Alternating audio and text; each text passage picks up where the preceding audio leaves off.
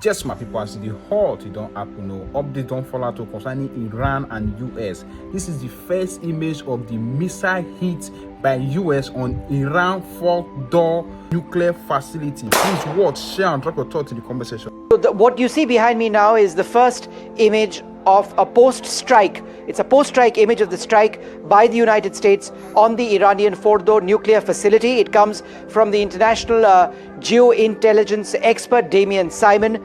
This image actually shows the Fordo site. America has struck this using extremely powerful weaponry, 30,000 pound plus bombs.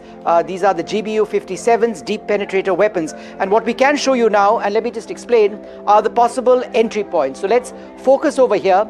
This is a possible entry point. Let's zoom into this picture that you see on the screen.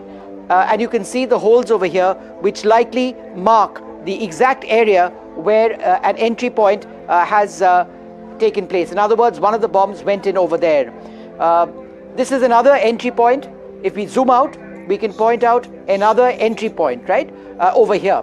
So if we see that, we can actually zoom in over here and we can show you what exactly that entry point looks like. Now that is also absolutely critical because this is another area where the weapon actually went in. Now it went into a certain depth and it is on the basis of that the explosion took place, it is believed, inside.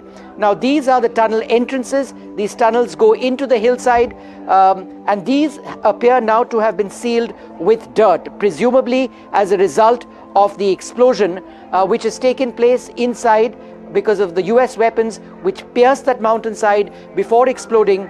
All of this appears to be sand at this stage or dirt, perhaps as a result of the explosions which have taken place. So those entrances appear presently to be blocked. Now this is another entry point over here.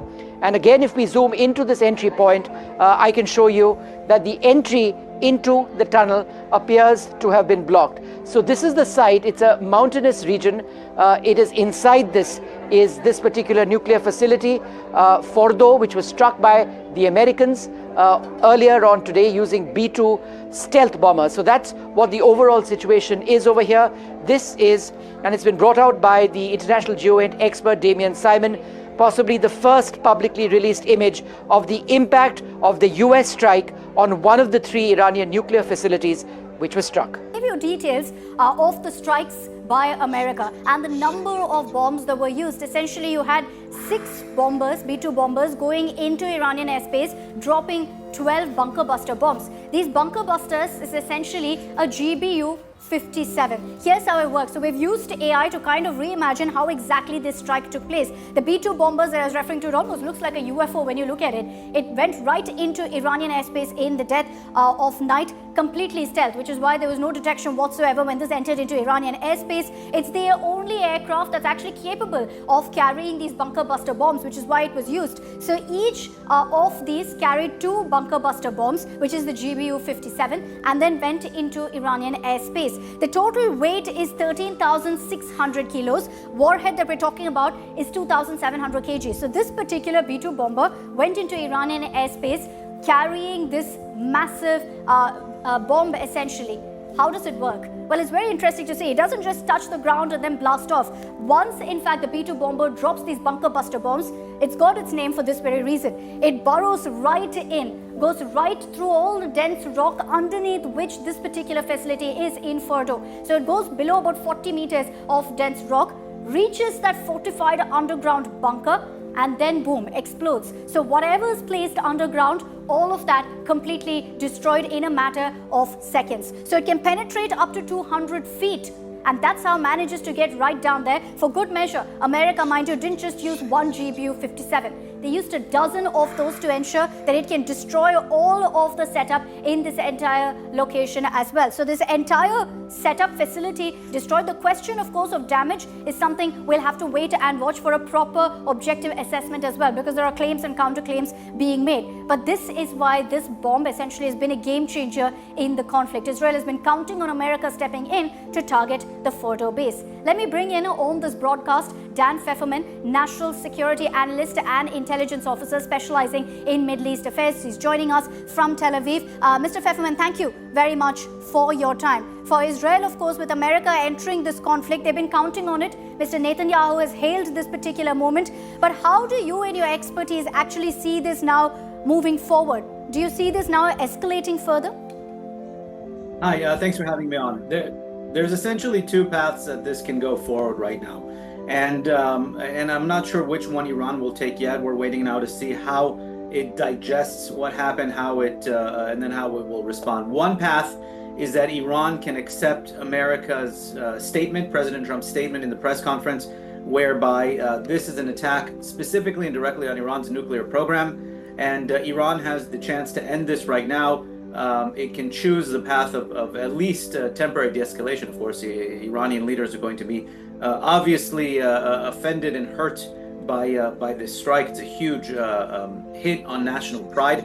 Iran has pumped over $1 trillion over the last 30 years into this nuclear program. But they can choose America's offer to end this here and now and leave it limited to the nuclear program. Or what I think will be maybe a more realistic course of action is that Iran will take a more disastrous and self-destructive route. It will choose to go after now not just Israeli assets or go after Israel itself, but it'll choose now to go after American bases, American embassies, American interests, and possibly close the Straits of Hormuz to the flow of international oil and goods. It'll activate as many of its proxies as it could, especially the Houthis, who already announced that they will be rejoining the fight against America, and they will try desperately and I have to say disastrously for them to try to escalate against the most powerful military in the world. If you see a retaliation from Iran, which could be in the form of US bases in the Middle East being targeted, how do you really see, Mr. Pfefferman, Israel's role really evolving in such a conflict where it's essentially US versus Iran as well? Well, Israel has a very clear goal and has been conducting a very precise rollout of targets since the beginning of this round of hostilities just over a week ago. And that is a coordinated and very well planned out campaign to first take out Iran's air defense capabilities, then go after the missile and nuclear sites, go after key installations around communications and intelligence. And now Israel seems to be doing all it can to take out the ballistic missile capacity that Iran has, which it has been firing. It just fired 27 missiles on Israel this morning as I rushed down to the bomb shelter once again with my family.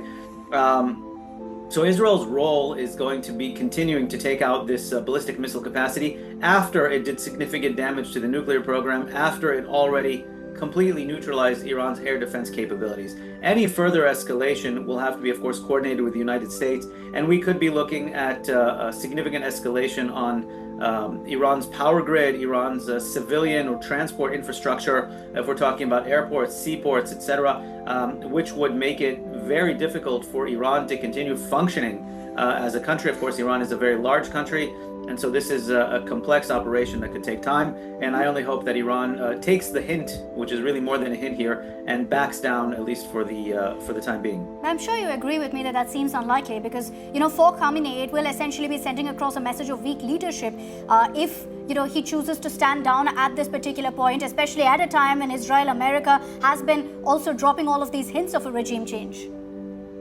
I'm sorry, it's hard for me to hear you if it's I'm not hearing the question very well. Can you hear me now? Am I audible? Not well. Okay, I'll just fix that. Give me a moment. I'll just fix that with you, Mr. Pfefferman. Let me also bring in right now Shivani Sharma. She's joining us live from Tel Aviv. Okay, we'll go to her in just a bit. But I'll get back to Mr. Pfefferman with more questions on really what this means for Israel. The other concern here is also going to be, Mr. Muni, about, some sort of an alliance coming together, a bloc perhaps being formed regionally against Israel. Iran is already calling upon other countries to condemn what US has done, to condemn the steps taken by Israel. Do you see that happening with America stepping in? Well, that kind of an alliance is being worked out.